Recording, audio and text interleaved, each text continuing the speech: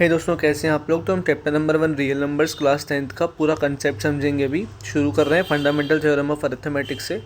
Fundamental theorem of arithmetic कहती है भाई कि हर composite number can be expressed as product of its primes. मतलब हम हर एक कंपोजिट नंबर को उसके प्राइम नंबर के प्रोडक्ट के फॉर्म में एक्सप्रेस कर सकते हैं। मैंने यहाँ पे एग्जांपल के लिए 24 नंबर लिया है जो कि एक कंपोजिट नंबर है। तो इसके मैंने प्राइम फैक्टराइजेशन करके प्राइम फैक्टर्स निकाले। पहले 2 से किया 12, फिर 2 से किया 6, 2 से किया 3 से किया 1।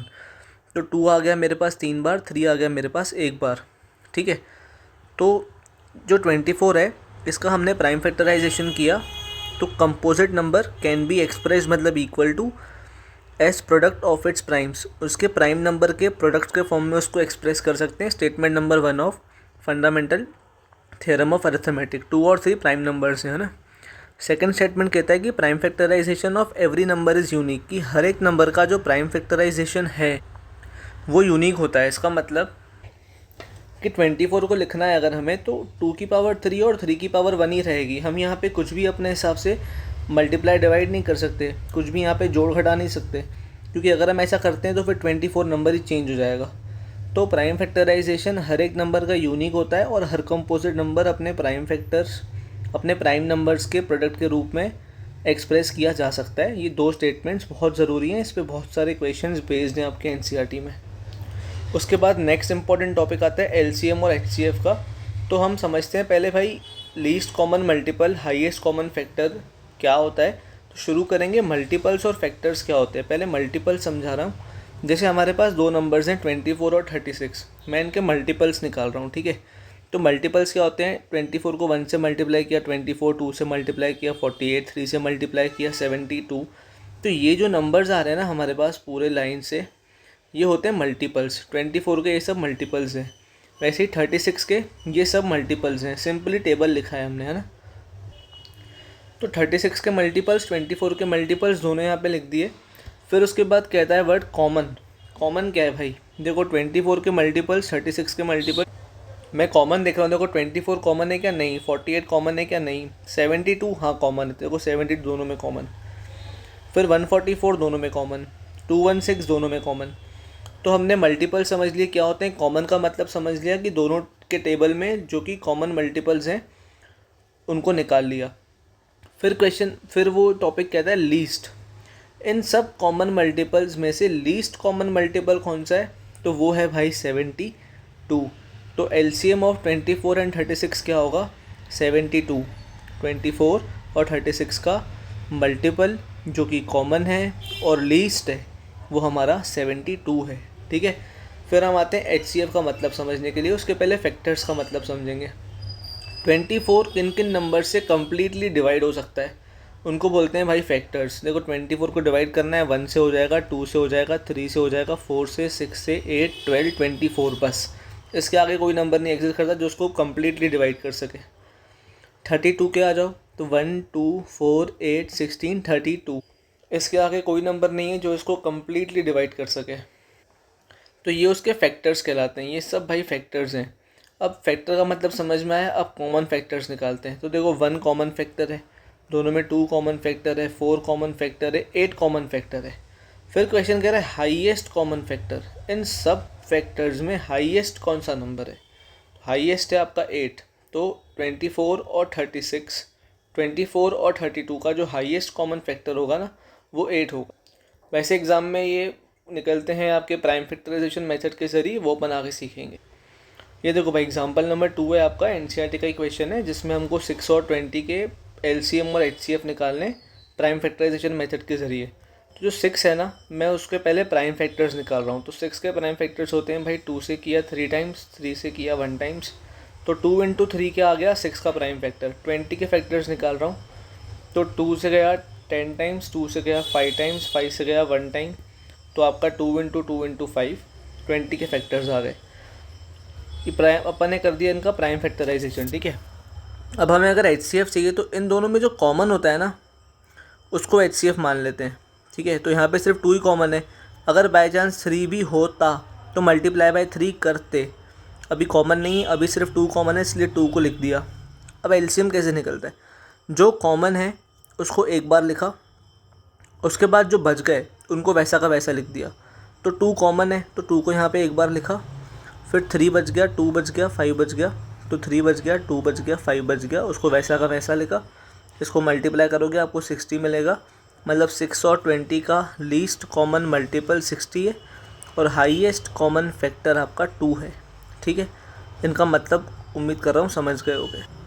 नेक्स्ट ज़रूरी चीज़ इस चैप्टर में है भाई रियल नंबर। इसमें हमको रैशनल नंबर प्रूव करना पड़ता है। तो एक बेसिक कंसेप्ट है, उसको क्वेश्चंस अपन आगे समझेंगे।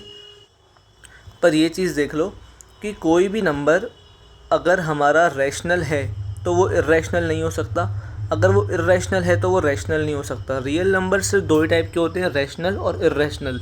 जब भी हमें एग्ज़ाम में किसी भी नंबर को इर्रेशनल प्रूव करना होता है तो हम उसको पहले रैशनल मानते हैं, फिर आगे चल के पूरे प्रोसेस करने के बाद कहते हैं कि हमारा अजम्पशन गलत था, ऐसी दिक्कत खड़ी हो गई इस अजम्पशन के चक्कर में, इसका मतलब कि ये नंबर रैशनल नहीं हो सकता। तो अगर ये नंबर रैशनल नहीं हो सकता तो फिर ये इर्रेशनल ही होगा। पहले रैशनल मानो, फिर अपने ही स्टेटमेंट को गलत प्रूफ करो और बोलो कि अगर रैशनल नहीं है तो भाई नंबर इर्रेशनल ही होगा, दूसरा कोई ऑप्शन नहीं बचता। इसको बोलते हैं कॉन्ट्राडिक्शन मेथड, जिसके ज़रिए हमारे क्वेश्चन सॉल्व होते हैं। उन क्वेश्चंस को सॉल्व करने के लिए एक और ज़रूरी चीज़ होती है कि भाई कोई भी अगर नंबर है उसका स्क्वायर अगर किसी प्राइम नंबर से डिविजिबल है तो वो नंबर खुद भी प्राइम नंबर से डिविजिबल होगा। जैसे कि 144 अगर 3 से डिविजिबल है और है, देखो 3 से काटो आपको मिलेगा 4 8 ज़ा 48। ठीक है, 3 से कट करोगे तो 48 मिलेगा।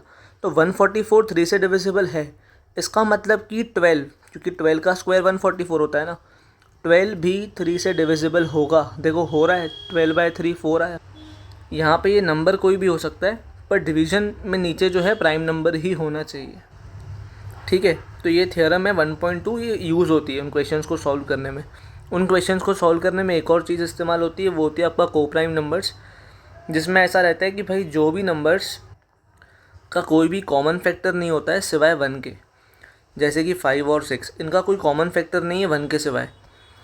पर 4 और 6 की बात करूँ तो इनमें कॉमन फैक्टर है। देखो ये 2 से कट रहा है, ये भी 2 से कट रहा है 3 टाइम्स।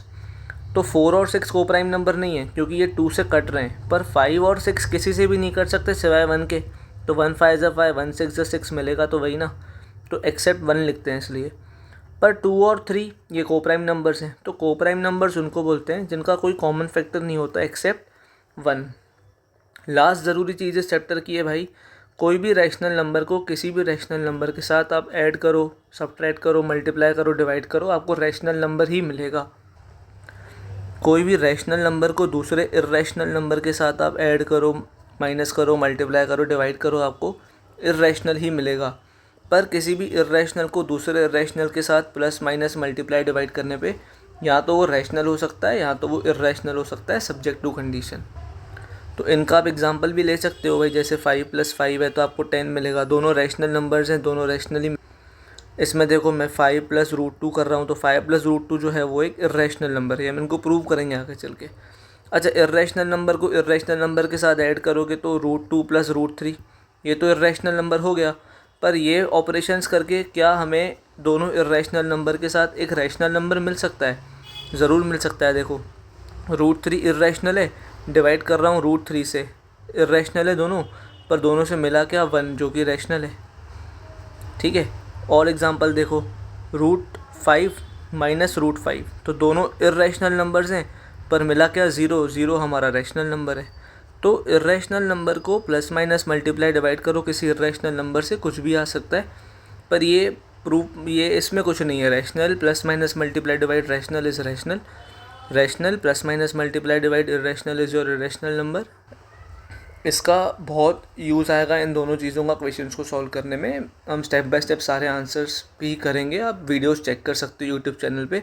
अगर आपको कॉन्सेप्ट की वीडियोस अच्छे लग रहे हो तो प्लीज़ इस वीडियो को लाइक और शेयर ज़रूर कर देना, चैनल को सब्सक्राइब कर दो। हम सारे क्वेश्चंस भी एनसीईआरटी के सॉल्व करेंगे। कोई भी डाउट लगे आप मुझसे कमेंट सेक्शन में ज़रूर पूछ सकते हैं। इन कंसेप्ट को लेके कोई आपको पर्टिकुलर डाउट हो, क्वेश्चंस को लेके डाउट हो, प्लीज़ मुझे कमेंट सेक्शन में बताओ। Thank you so much video को यहाँ तक देखने के लिए। Wishing you a very happy learning ahead. मैं हूँ आपका भाई, आपका दोस्त भरत।